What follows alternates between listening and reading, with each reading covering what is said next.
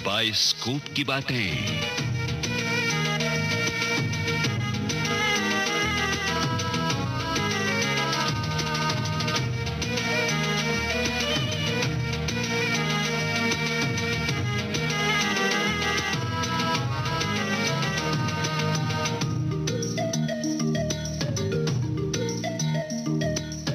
राज कपूर अपने आप में एक इतिहास।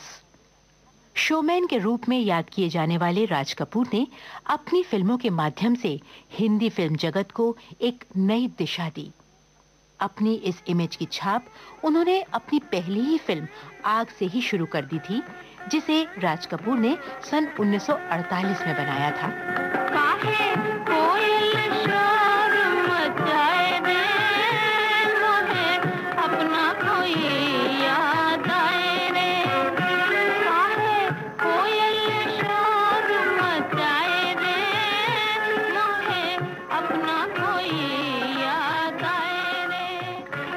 आग में 3 हीरोइंस थीं, कामिनी कौशल, निगार सुल्ताना और नरगिस।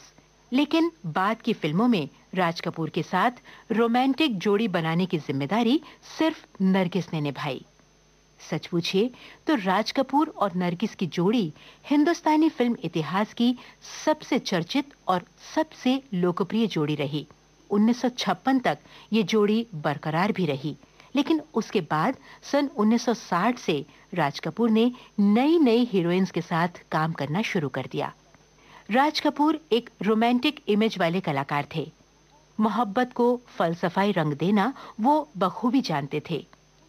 आज बाइस्कोप की बातें उनकी एक ऐसी ही फिल्म को लेकर होंगी। इसमें उनकी हीरोइन थी वैजंती माला।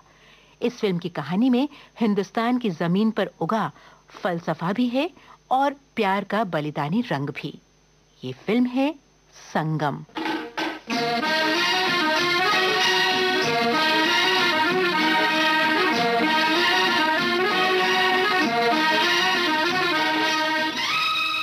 फिल्म संगम से जुड़ी जानकारियां बटोरने का काम किया है इसाक मुजावर ने, और इन जानकारियों के आधार पर प्रोग्राम को लिखा है लोकेंद्र शर्मा ने। राइटर प्रोड्यूसर लोकेंद्र शर्मा के सहायक हैं PKA नायर। तो आइए कलम की गंगा, आवाज की जमुना और सरगम की सरस्वती के संगम पर चलें, यानी सुने बाइस्कोप की बातें। हर दिल जो प्यार करेगा वो गाना गाएगा, हर दिल जो प्यार करेगा वो गाना गाएगा, दीवाना सैकड़ों में पहचाना जाएगा, दीवाना सैकड़ों में पहचाना जाएगा, दीवाना।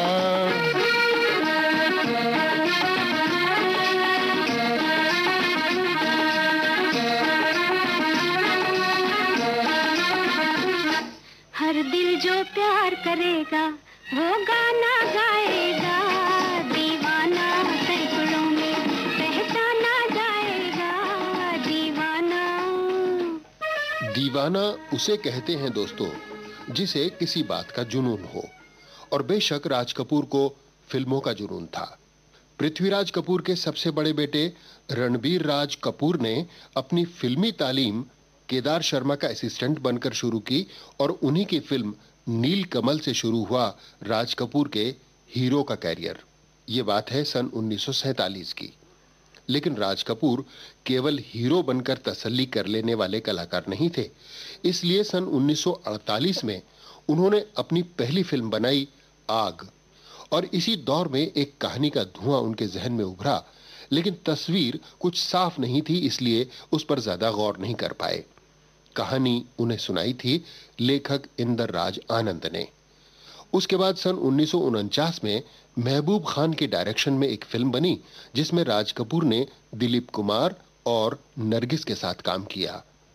इस सुपरहिट फिल्म का नाम था अंदाज। झूम झूम के नाचो आज, नाचो आज, गाओ खुशी के गीत हो, गाओ खुशी के गीत। आज किसी की हार हुई है, आज किसी की जीत हो, गाओ खुशी के गीत हो, अंदाज के दौरान राज कपूर को इंदरराज आनंद की कहानी की तस्वीर कुछ साफ साफ दिखाई देने लगी और उन्होंने तय किया कि फिल्म अंदाज के ही तीनों सितारों को लेकर वे भी एक त्रिकोण प्रेम कहानी पर्दे पर उतारेंगे। फिल्म का नाम भी उन्होंने तय कर लिया, घरौंदा। मेरा घर तैयार हो गया राधा। छी, देख लिया। इसकी बातें में मत आना राधा, ये खुद भी मरेगा और तुम्हें भी मार डालेगा। उसको छोड़ो, आओ मेरे घर में आके रहो। रहोगी ना? नहीं रहेगी, राधा मेरे घर में रहेगी। मैं राधा से पूछ रहा हूँ। मैं कह रहा हूँ वो नहीं रहेगी। नहीं बाबा, तुम लोग झगड़ा मत करो, मैं दोनों के घर में रहूंगी। छोड़ो सुंदर, नहीं, छोड़ो। मेरे घर में रहेगी। नहीं, राधा मेरे घर में रहेगी। अरे बाबा, मैं हमारे घर में। हटो राधा। सुंदर, गोपाल और राधा, इन तीन किरदारों का जन्म तो सन 1949 में ही हो गया था, लेकिन इन्हें पर्दे पर लोगों ने देखा 15 बरस बाद सन 1964 में। जी हां, सन 1964 तक बहुत कुछ बदल चुका था। सो कहानी का नाम भी बदल गया और वो नाम घरौंदा से हो गया संगम। याद है गोपाल, बचपन में हम घर घर खेला करते थे, तुम, मैं और सुंदर। तुम कहा करते थे राधा तुम मेरे घर में रहे, और सुंदर कहा करता था राधा मेरे घर में रहेगी। वो आज भी यही कहता है राधा। बचपन में मिलकर घरौंदे बनाना एक बात है गोपाल, जीवन साथी बनकर घर बसाना दूसरी बात है। सुंदर मेरे लिए सिर्फ बचपन का एक साथी है, इससे ज्यादा कुछ नहीं। सन 1964 वो जमाना था दोस्तों, जब ब्लैक एंड व्हाइट फिल्मों का सितारा डूब चुका था और रंगीन फिल्मों का उजाला बॉक्स ऑफिस पर जगमगाने लगा था। राज कपूर और नरगिस की रोमांटिक जोड़ी सिने प्रेमियों के जहन में बीता हुआ कल बन चुकी थी और जिस देश में गंगा बहती है के बाद फिल्म संसार राज कपूर की अगली फिल्म का बेसब्री से इंतजार कर रहा था। ऐसे में राज कपूर ने RK फिल्म्स के बैनर की पहली रंगीन फिल्म बनाना तय किया, संगम। मेरे मन की गंगा और तेरे मन की जमुना का बोल राधा बोल, संगम होगा के नहीं। मेरे मन की गंगा और तेरे मन की जमुना का बोल राधा बोल, संगम होगा के नहीं। अरे बोल राधा बोल, संगम होगा के नहीं। नहीं, कभी नहीं।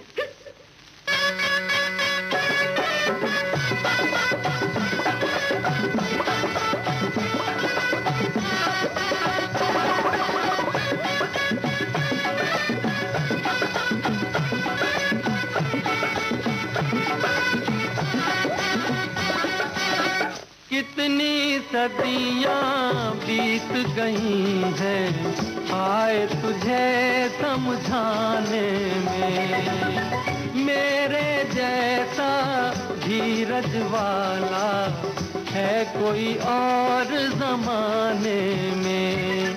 दिल का बढ़ता बोझ कभी कम होगा के नहीं। बोल राधा बोल, संगम होगा के नहीं। तेरे मन की गंगा और तेरे मन की जमुना का बोल राधा बोल, संगम होगा के नहीं। अरे बोल राधा बोल, संगम होगा के नहीं। जज्जा। दिलीप कुमार और नरगिस को लेने का इरादा तो अब तक इतिहास हो चुका था, इसलिए राज कपूर ने अपने साथ राजेंद्र कुमार और वैजयंती माला को चुना। वैजयंती माला इससे पहले फिल्म नजराना में राज कपूर के साथ काम कर चुकी थीं, लेकिन देवदास से गंगा जमुना तक वे लगातार कई बार दिलीप कुमार की हीरोइन रही थीं और वैजयंती माला के घर वालों की नजर में दिलीप कुमार तो बेहद शालीन और संजीदा इंसान थे, लेकिन राज कपूर की दिलफेंक तबीयत से उन्हें चिंता होने लगी। तय किया गया कि हर शूटिंग शेड्यूल में नानी यदुगिरी देवी साये की तरह वैजयंती माला के साथ रहेंगी और इस तरह इंदरराज आनंद की कलम ने पर्दे पर उतरना शुरू किया संगम के नाम से। इस बात पे नाराज हो, इस बात का है गम, इस सोच में डूबी हो तुम, हो जाएगा संगम। किस बात पे नाराज हो, किस बात का है गम। इस सोच में डूबी हो तुम, हो जाएगा संगम। ओ महबूबा, ओ महबूबा, तेरे दिल के पास ही है मेरी मंजिल मक़सूद। तेरे दिल के पास ही है मेरी मंजिल मक़सूद। मुख्य सितारे तो तय हो ही चुके थे, अन्य कलाकारों का भी इस तरह चुनाव किया गया। ललिता पवार, अचला सचदेव, इफ्तिखार, नाना पलशीकर और राज मेहरा। कलाकार तो भूमिकाओं के आधार पर तय किए जाते हैं, लेकिन पर्दे के पीछे काम करने वालों की टीम राज कपूर की फिल्मों में आमतौर पर एक ही होती थी। सो उसके अनुसार गीतों का जिम्मा शैलेंद्र और हसरत जयपुरी ने संभाला। संगीतकार शंकर जयकिशन थे ही। कैमरामैन हमेशा की तरह राधु करमरकर बने। कला निर्देशन M.R. अचरेकर ने संभाला और साउंड रिकॉर्डिस्ट थे अल्लाउद्दीन। अल्लाउद्दीन के बारे में कुछ और भी बता दूं आपको। एक तो ये कि फिल्म संगम को जो 4 फिल्म फेयर पुरस्कार मिले, उनमें से एक अल्लाउद्दीन की बदौलत मिला बेस्ट साउंड रिकॉर्डिंग के लिए। अल्लाउद्दीन अपने जमाने के मशहूर अभिनेता याकूब के भाई थे। आपको शायद याद होगा, संजय खान द्वारा टीपू सुल्तान की जीवनी पर बनाए गए टीवी सीरियल की शूटिंग के दौरान बेंगलोर में उनके सेट पर भयानक आग लगी थी और कई जानें गई थीं। इसी हादसे में साउंड रिकॉर्डिस्ट अल्लाउद्दीन भी मौत का शिकार हो गए। आइए अब शुरू करें फिल्म संगम की कहानी।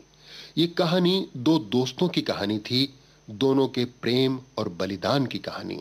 ये क्या गोपाल, सुंदर ने मारा है?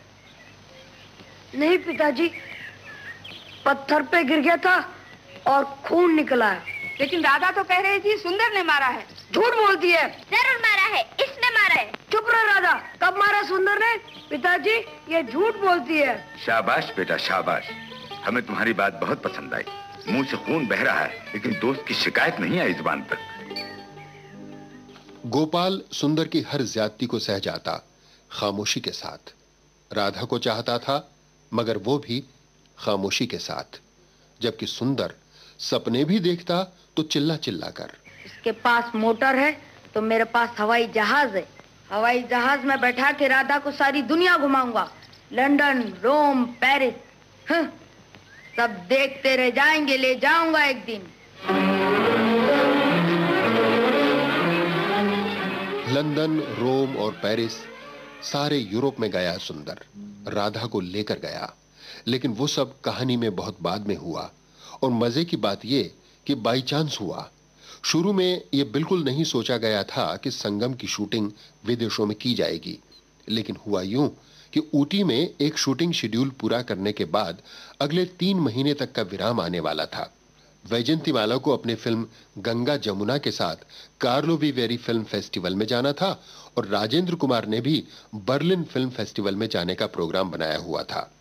ऐसे में किसी ने सुझाव दिया कि क्यों ना RK स्टूडियो की शूटिंग टीम को लेकर राज कपूर भी यूरोप जाएं और संगम के दोनों सितारों के वहां होने का फायदा उठाकर कुछ दृश्य विदेशों में शूट करें। राज कपूर को आइडिया भा गया। 1963 में जब यह फिल्म संगम बन रही थी, विदेशों में शूटिंग करने का चलन ज्यादा नहीं था। यानी इस विदेशी शेड्यूल की बदौलत फिल्म को व्यापार की तराजू पर वजनदार बनाया जा सकता था। इसलिए फैसला हो गया, संगम की कहानी को मोड़कर एक नया अवतार दिया गया। सर, ये क्या है? मेरी शादी का कार्ड। नो भाई, किस्मत हो तो तुम्हारे जैसी। एक लिफाफा हम भी तुम्हें देते हैं। ये क्या है जी? तुम्हारी पोस्टिंग ऑर्डर। पोस्टिंग कहां पर sir? Air advisers office, London. London? शादी हिंदुस्तान में और हनीमून यूरोप में। Best of luck my boy.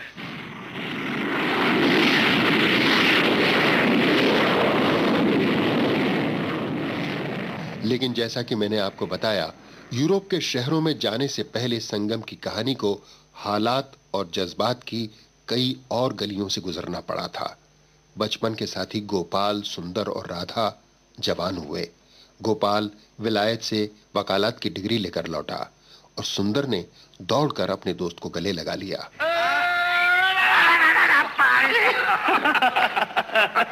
कहो मेरे वकील, कैसे हो? हाँ, बड़े ठाठ है सुंदर। मुझे तो ऐसा लगता है गोपाल, वकालत तुमने किया, वकील मैं बन गया हूँ। Welcome home Gopal. सुंदर, सुना तुमने एयरफोर्स छोड़ के फ्लाइंग क्लब की नौकरी कर ली? हाँ यार, लोगों को हवाई जहाज चलाना सिखाता हूँ, मगर जिन्हें हवाई जहाज में बैठाकर आसमान को छूना चाहता हूँ, है बस वही नहीं मिलते। गोपाल पहले भी गंभीर था। परदेश की तालीम ने उसे और अंतर्मुखी बना दिया, लेकिन सुंदर वैसे का वैसा था, बड़ बोला। और राधा के दिल में भी बहुत कुछ था, बस उसकी जबान पर नहीं आता था। क्या बताऊं सकीना, आज जब गोपाल ने कहा सच्ची तो मेरे दिल पर क्या गुजरी। लेकिन एक बार गोपाल से भी तो पूछ देखो। गोपाल, तुम्हारा मतलब है वो मुझसे? नहीं, लड़कपन में साथ मिलकर घरौंदे बनाना एक चीज है राधा, जीवन साथी मानकर घर बसाना दूसरी ही बात है। ओह ठीक है, आज पार्टी में सब कह दूंगी, सब पूछ लूंगी। कहने और पूछने का यह मौका राधा को मिले, इसके पहले ही राधा के वकील पिता ने अपनी पत्नी के सामने अपने दिल की बात रख दी। देख लिया वकीलनी साहबा, गोपाल और सुंदर में कितना फर्क है। एक लायक बाप का लायक बेटा आज वकील बना है, कल मैजिस्ट्रेट बड़ा जज बन जाएगा, और दूसरा हमेशा से आवारा, आज यहाँ भी आया है तो गले में बैंड बाजा लटका कर। आप तो कभी कभी बिल्कुल एक तरफी बात कर देते हैं। उस बेचारे का बैंड बाजा तो आपने देख लिया, ये नहीं देखा कि वो कैसे महफिल और पार्टियों में रंग जमा देता है।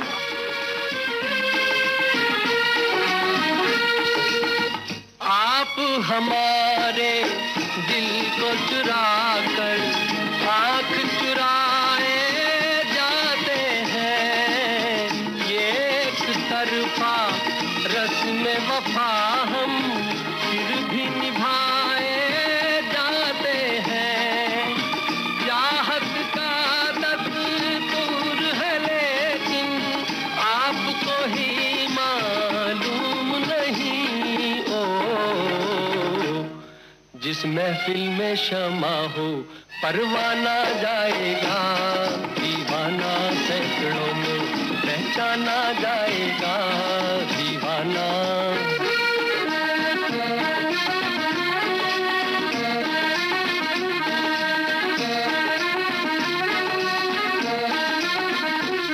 हर दिल जो प्यार करेगा वो गाना गाएगा, दीवाना सैकड़ों में पहचाना जाएगा, दीवाना। पार्टी में गाना भी हुआ और खाना भी, लेकिन एक हादसा ऐसा भी हुआ जिसने कहानी की दिशा ही बदल दी। राधा ने खत के जरिए अपने दिल की बात गोपाल तक पहुंचाने की कोशिश की थी, लेकिन वो खत सुंदर के पास पहुंच गया और सुंदर वो खत लेकर जा पहुंचा गोपाल के पास। हाँ, मेरी तकदीर का फैसला। देखो गोपाल, मैं तुम्हारा कितना मोहताज हूं। अपनी तकदीर का फैसला पढ़वाने के लिए पहुंचना भी पड़ता है तुम्हारे पास। प्रियतम, मैंने हमेशा तुम्हारी आंखों में एक सवाल देखा है, कहो सच है कि नहीं? बिल्कुल सच है मेरी सरकार, 16 आने सच है गोपाल। पढ़। मैं ये खत लिख रही हूँ उसी सवाल का जवाब देने के लिए। दीजिए हुजूर, जल्दी से दीजिए। जवाब इतना ही है कि मैं खुद नहीं जानती जवाब क्या है। हाँ। तुम नहीं होते तो कहती हूँ तुमसे मिलूंगी तो ये कहूंगी वो कहूंगी, सामने आ जाते हो तो जबान नहीं खुलती। ये आज की बात नहीं है, हमेशा से ऐसा है। तुम्हारी राधा। मेरी राधा? मुझे संभालो गोपाल, मैं गिर जाऊंगा। कैसे गोपाल? तुमने कभी मोहब्बत की है? हाँ की है। किससे? राधा से।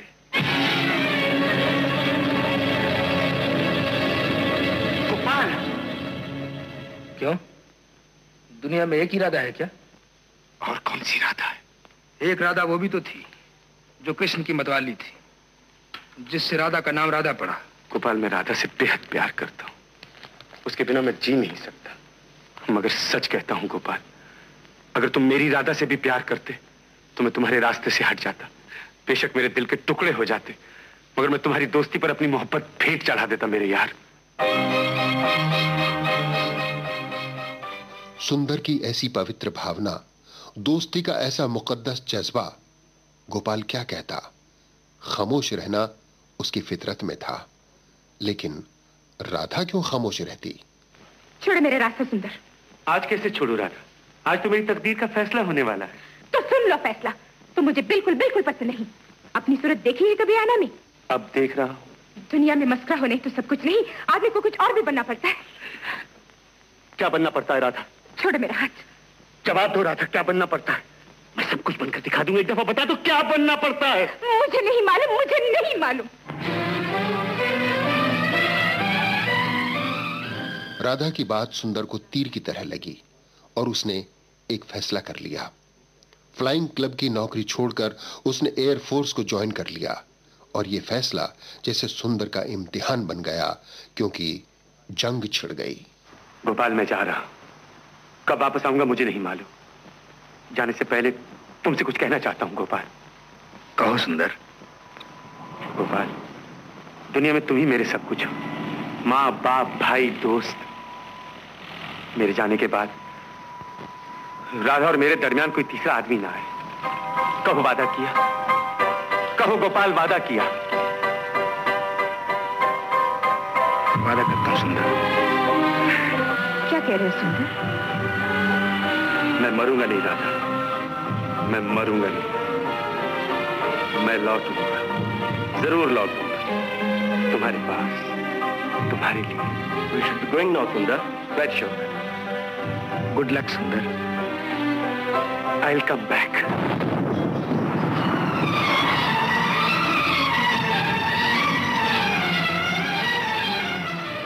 सुंदर ने लौटने का वादा किया था, लेकिन लौटा केवल उसका नाम, उस फेहरिस्त में लिखा हुआ नाम जिसमें मोर्चे पर वीर गति पाने वाले फौजियों के नाम लिखे हुए थे। परमवीर चक्र फ्लाइट लेफ्टिनेंट सुंदर खन्ना, 35 स्क्वाड्रन, मरणोत्तर।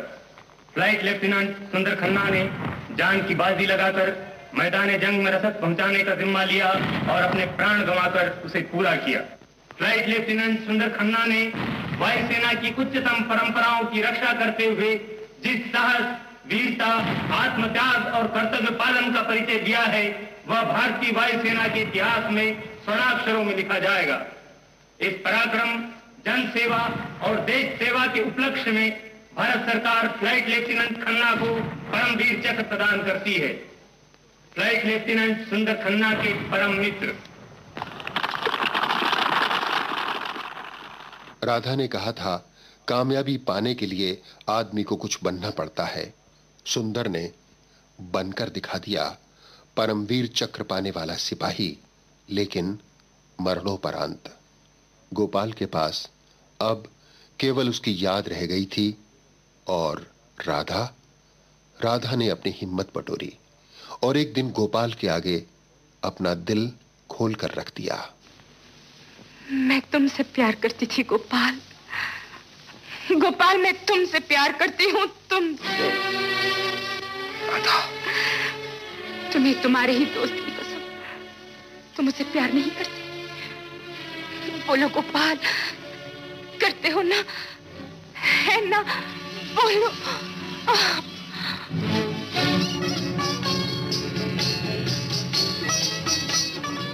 और इसके बाद शुरू हुआ प्रेम पत्रों का सिलसिला।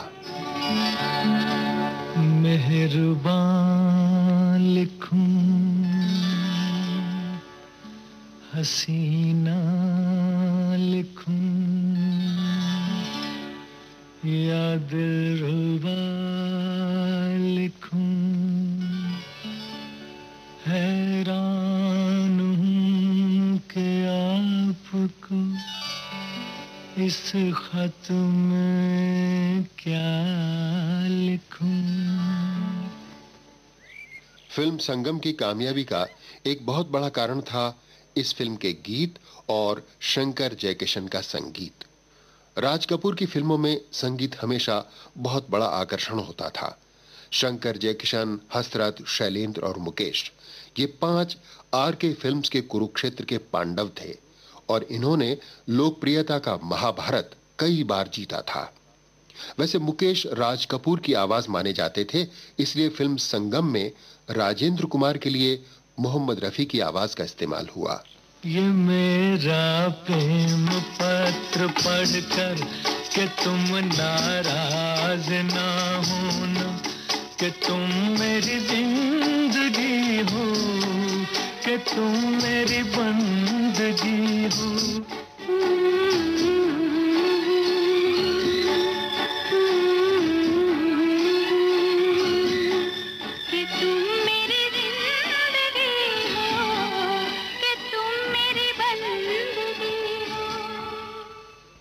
ये गीत हसरत जयपुरी ने लड़कपन में एक लड़की की खातिर लिखा था और कई बरस पहले पृथ्वी थिएटर्स में राज कपूर को सुनाया था।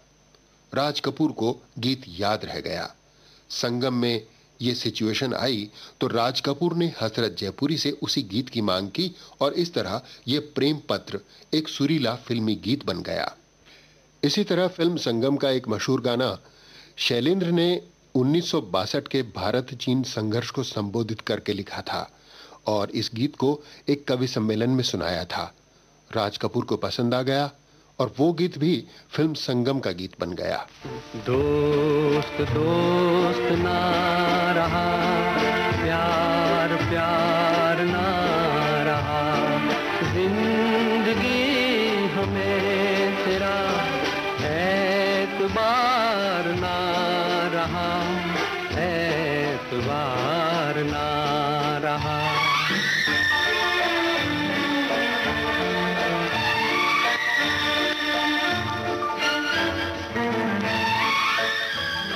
शायद ये फिल्म संगम के गीतों का ही असर था कि बरसों बाद भी राधा का संगम, बोल राधा बोल, बुढ़ा मिल गया और हर दिल जो प्यार करेगा, इन नामों की फिल्में बनाई गईं। दोस्तों, अगर राज कपूर की पुरानी फिल्में देखी जाएं, तो बैकग्राउंड म्यूजिक में कई ऐसे टुकड़े सुनाई देते हैं जो उनकी बाद की फिल्मों के गीतों की धुन बने। फिल्म संगम में एक अंग्रेजी गाना भी था। Come shake my hand and love each other. Let's bring happiness in this world together. This is the only truth. Remember my brother. This is the only truth. Remember my brother. Ich liebe dich. I love you. Je vous aime, I love you. Ya le bleu vase, I love you. Ishq hai ishq, I love you. Film Sangam के द्वारा Hindi film संसार में कई चलन शुरू किए गए, लेकिन ये गाना अंग्रेजी गानों की परंपरा को शुरू नहीं कर पाया। हाँ, इस गाने की धुन राज कपूर नहीं भूले थे और गोवा की ये लोक धुन कई बरस बाद राज कपूर की फिल्म राम तेरी गंगा मैली में एक बार फिर सुनाई दी।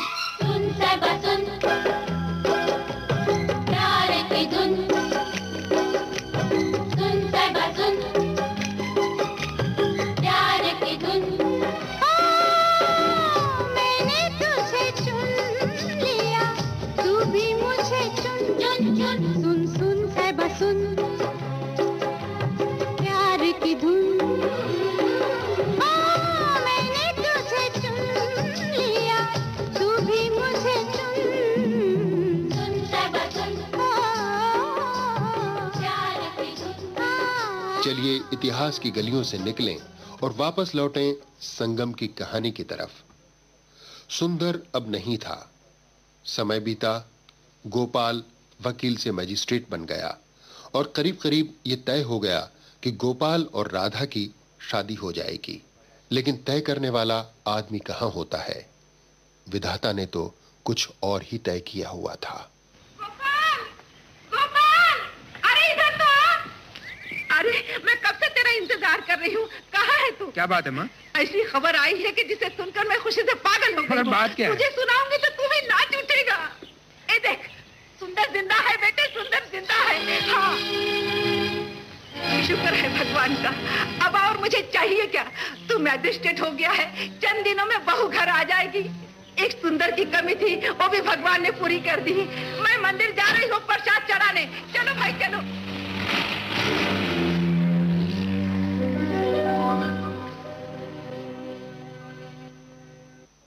और फिर सुंदर, जीता जागता सुंदर आकर गोपाल के सामने खड़ा हो गया।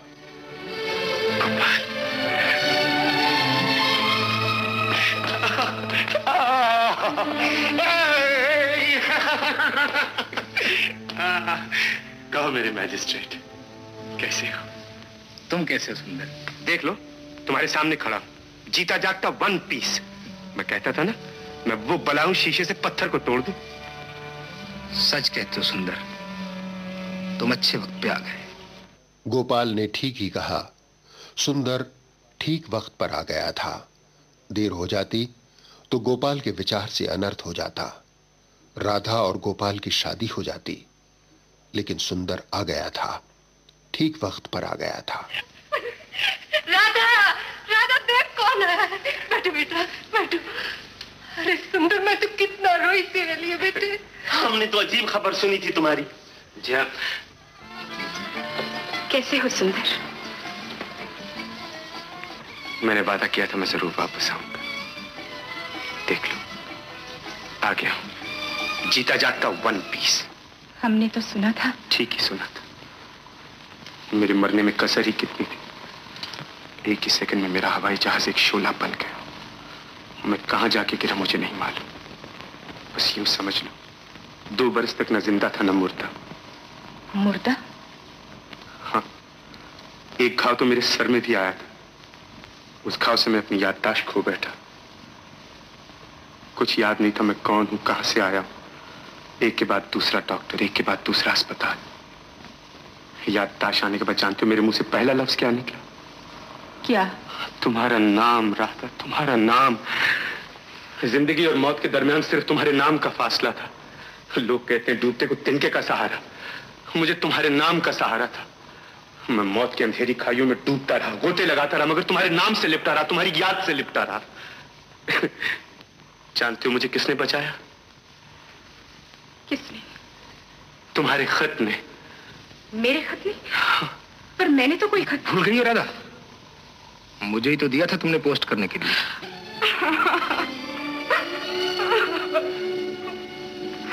राधा,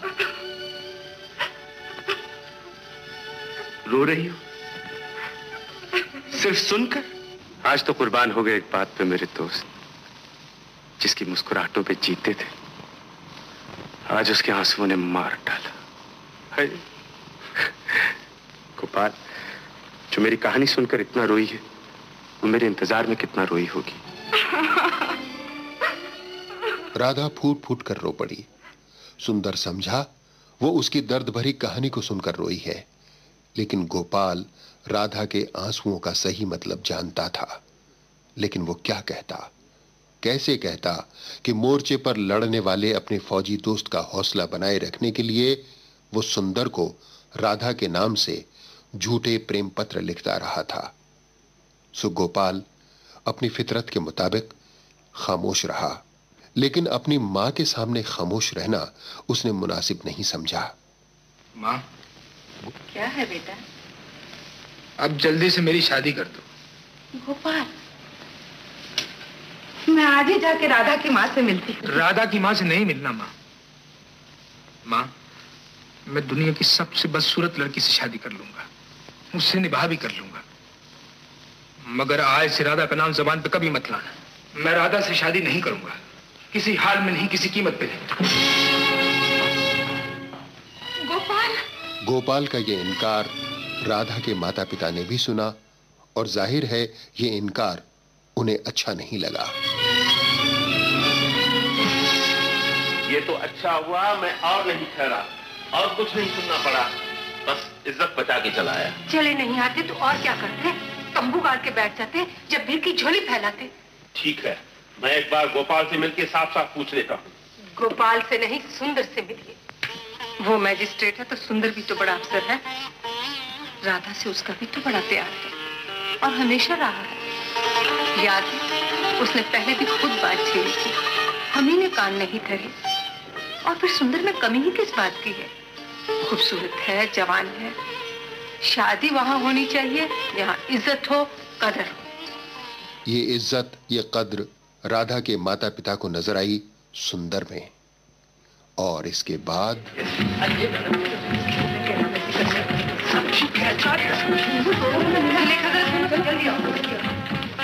राधा को जल्दी नीचे ले आओ, इंतजार हो रहा है।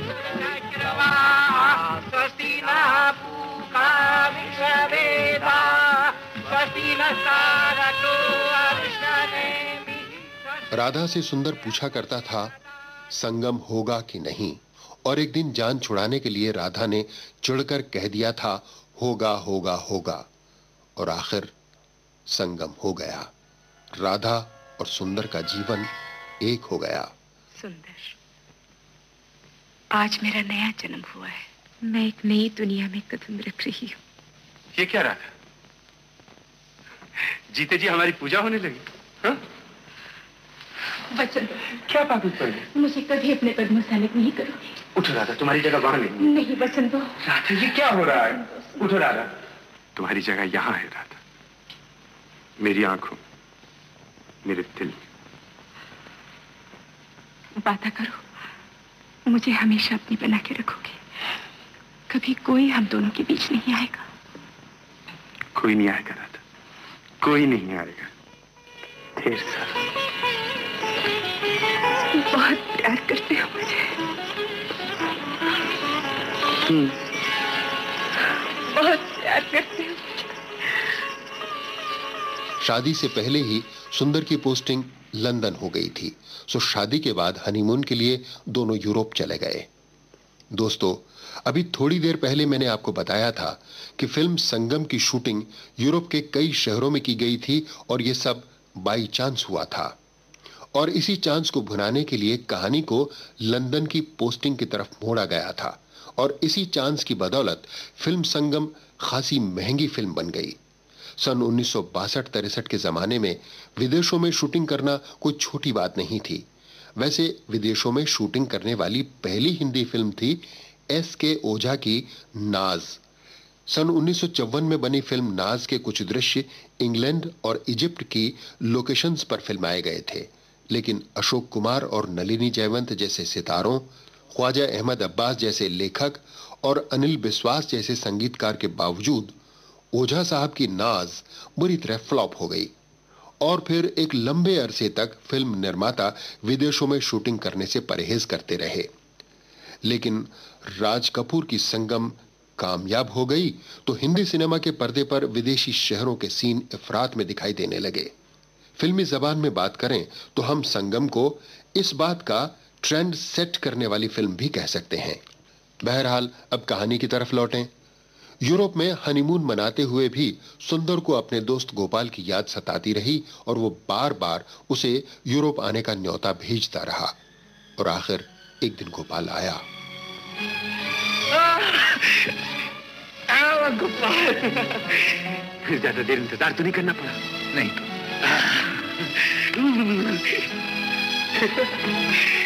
अब बोलो राधा, मानती हूं ना? कैसा रहा हमारा तोहफा? सच कहता हूं गोपाल, तुम्हारे आने से इन बर्फीली घाटियों में भी गर्मी आ गई है। सालगिरह मुबारक हो राधा। गोपाल का शुक्रिया अदा करो राधा, जो बंबई से लंदन और लंदन से यहां तक आया तुम्हारी खातिर। हाँ, शुक्रिया। मैं तो अपनी जगह शर्मिंदा हूं। राधा की सालगिरह पे आया भी, मगर खाली हाथ। अम्मा, हाथ ही खाली है ना, दिल तो खाली नहीं ना मेरे यार। हम तो दिल के सौदागर हैं, दिल खरीदते हैं, दिल बेचते हैं। अच्छा देखो, तुम दोनों बातचीत करो, मैं रेस्टोरेंट में खाने वाने का इंतजाम करता हूं, वहीं चले आना। हाँ,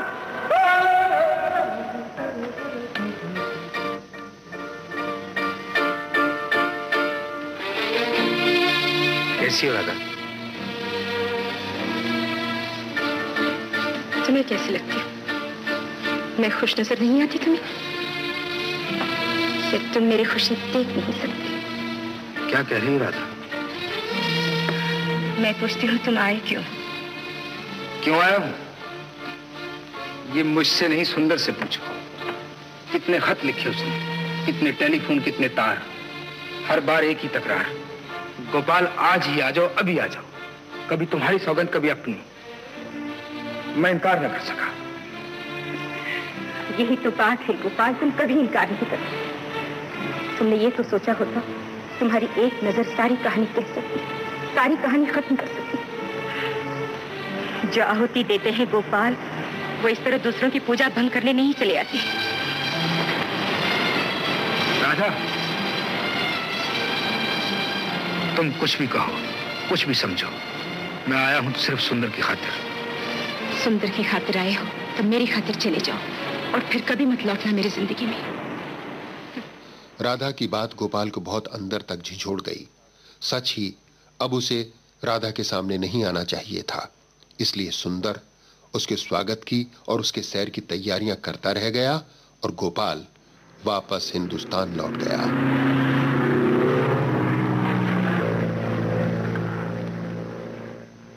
कुछ दिनों बाद सुंदर भी राधा के साथ अपने देश लौट आया और राधा अपनी गृहस्थी को संभालने में जुट गई। उसके ख्यालात का मरकज अब केवल सुंदर था। आज इतनी देर होगी, कभी दरवाजे को देखती थी, कभी वक्त। न तुम आते थे न वक्त जाता था। न मैं आता था न वक्त जाता था।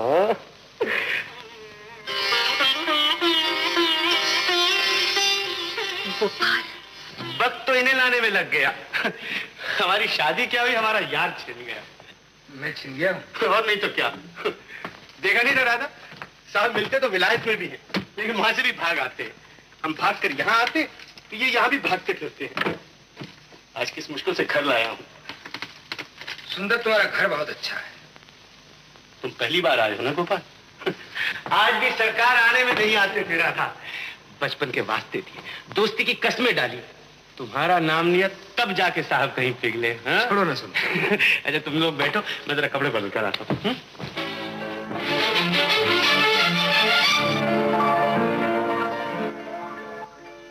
राधा की जिंदगी का अब सिर्फ यही मकसद था कि सुंदर खुश रहे, सुखी रहे और उसे प्यार करता रहे।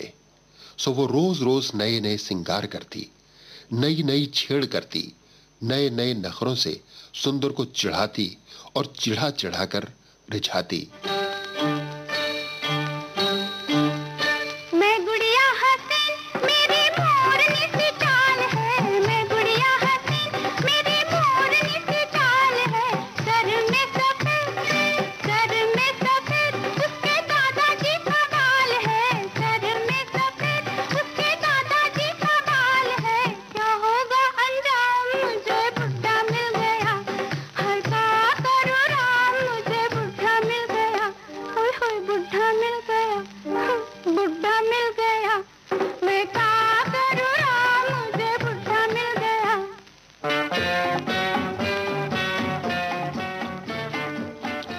एक दिन राधा ने जिस तरह के पहरावे से खुद को सजाया, वो सिंगार सुंदर को नहीं भाया। ये सब क्या पहन रखा है तुमने? ये कुछ और ये कुछ और।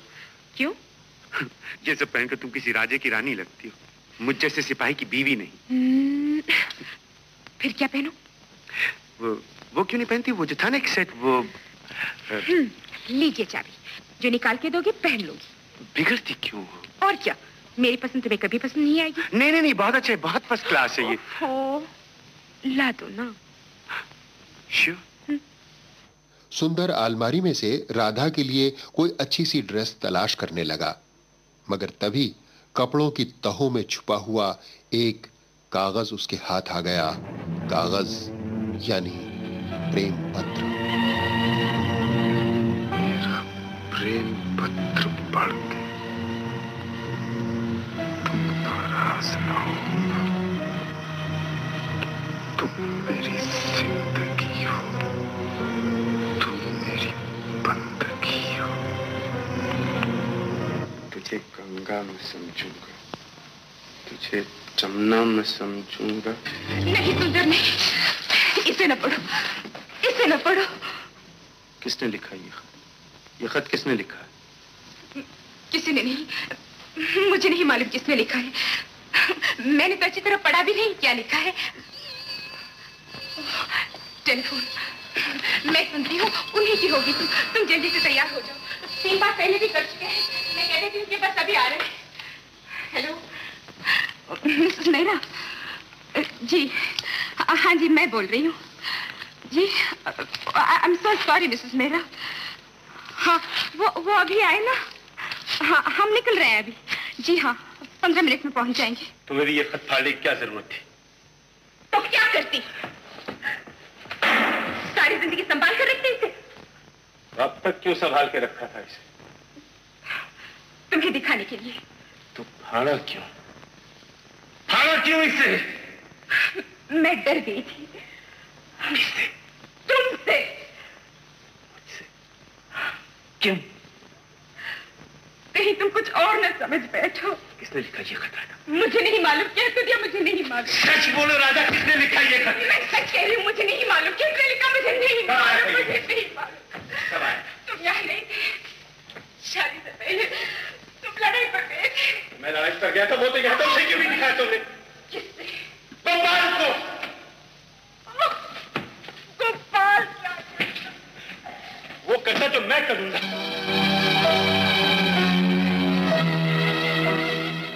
एक छोटी सी लापरवाही, या कहिए सपनों को सहेजे रखने का एक छोटा सा लालच, गोपाल के प्रेम पत्र ने राधा के जीवन में जैसे आग लगा दी।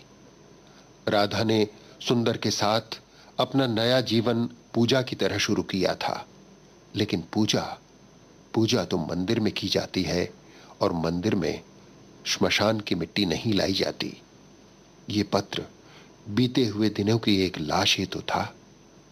लेकिन राधा भी क्या करती?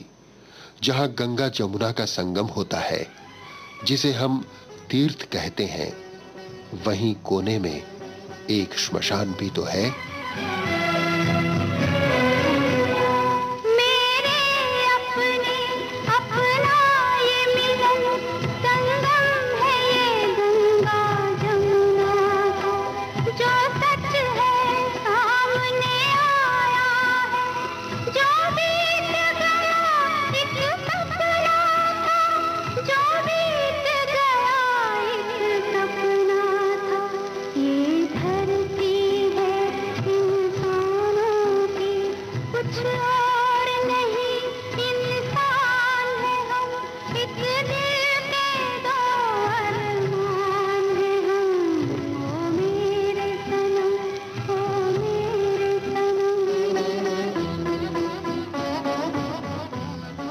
राधा और सुंदर पार्टी में गए थे।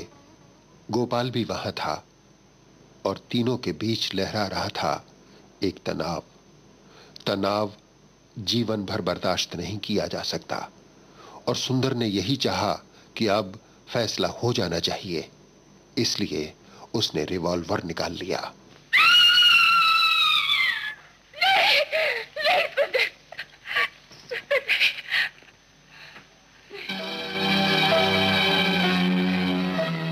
लेकिन अब सुंदर का रुकना बहुत मुश्किल था और राधा ये बात जानती थी और ये बात गोपाल भी जानता था।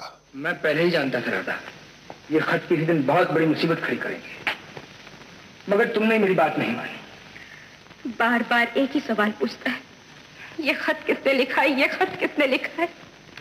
समझ में नहीं आता क्या कहूँ, कैसे कहूँ। तो कह दिया होता ये खत गोपाल ने लिखा है।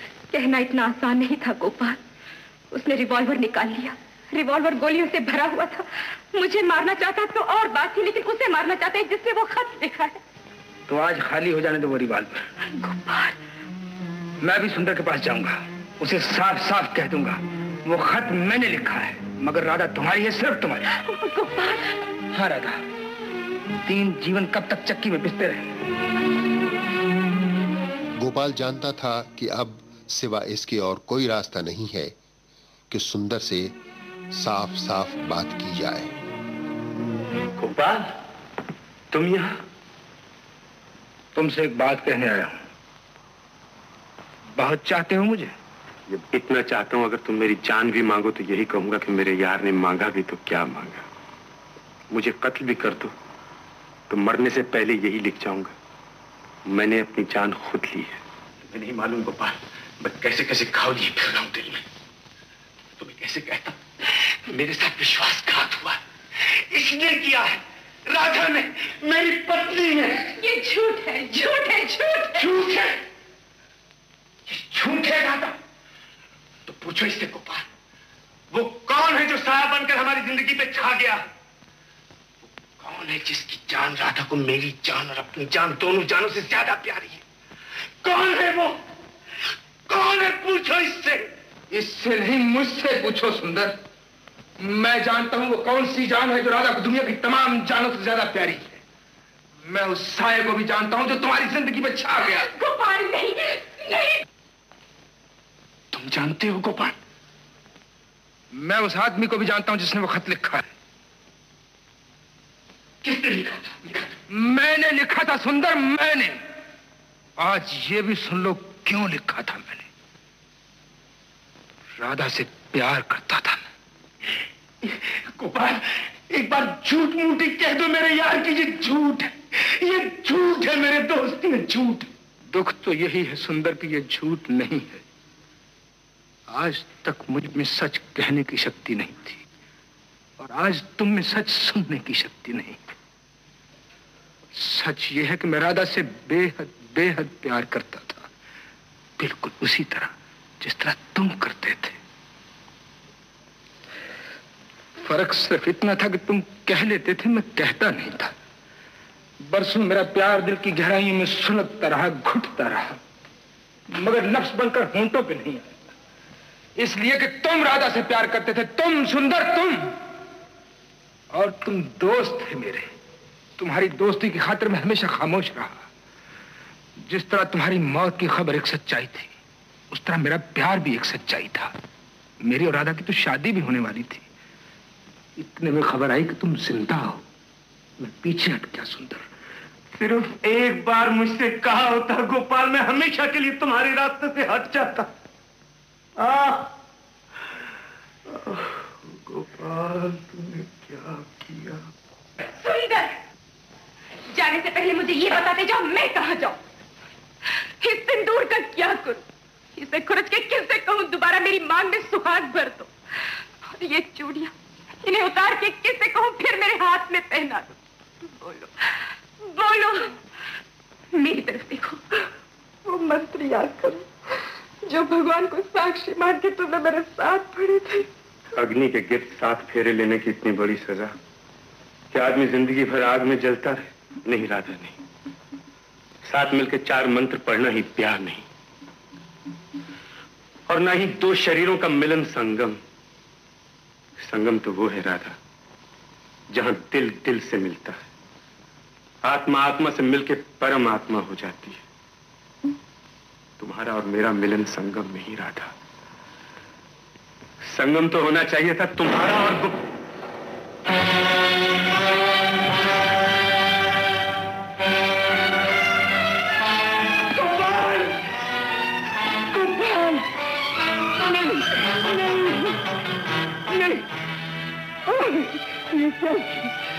लेकिन ये तुम्हें गोपाल, ये क्या गोपाल, ये तुमने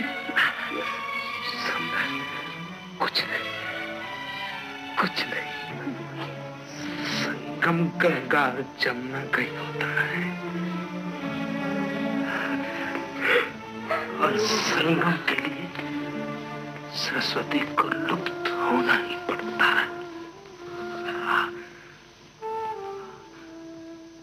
संगम 3 पवित्र धाराओं का मिलन है, लेकिन यह मिलन तीर्थ बन सके इसके लिए सचमुच तीसरी धारा यानी सरस्वती को लुप्त होना पड़ता है। गोपाल ने भी अपनी छाती में गोली मारकर स्वयं को संसार से लुप्त कर लिया। संगम की धाराओं में गोपाल का अस्थि कलश प्रवाहित करते हुए राधा और सुंदर ने देखा अस्थियां भी गंगा और यमुना के पानी में लुप्त हो गईं।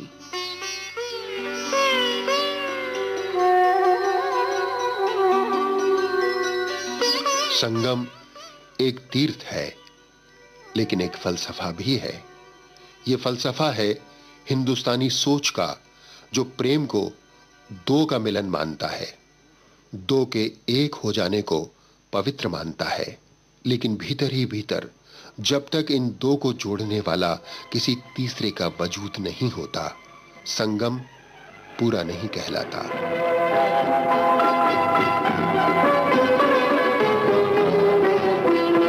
सुनते हैं प्यार की दुनिया में दो दिल मुश्किल से समाते हैं, क्या गैर वहाँ अपनों तक के साए भी न आने पाते हैं, साए भी न आने पाते हैं। हमने आखिर क्या देख लिया, क्या बात है, क्यों हैरान है हम, एक दिल के दो अरमान हैं हम, ओ मेरे सनम, ओ मेरे सनम। राज कपूर ने हिंदुस्तानी सोच की इसी नस को पकड़कर अपनी फिल्म बनाई और जाहिर है संगम ने बेहिसाब कामयाबी पाई।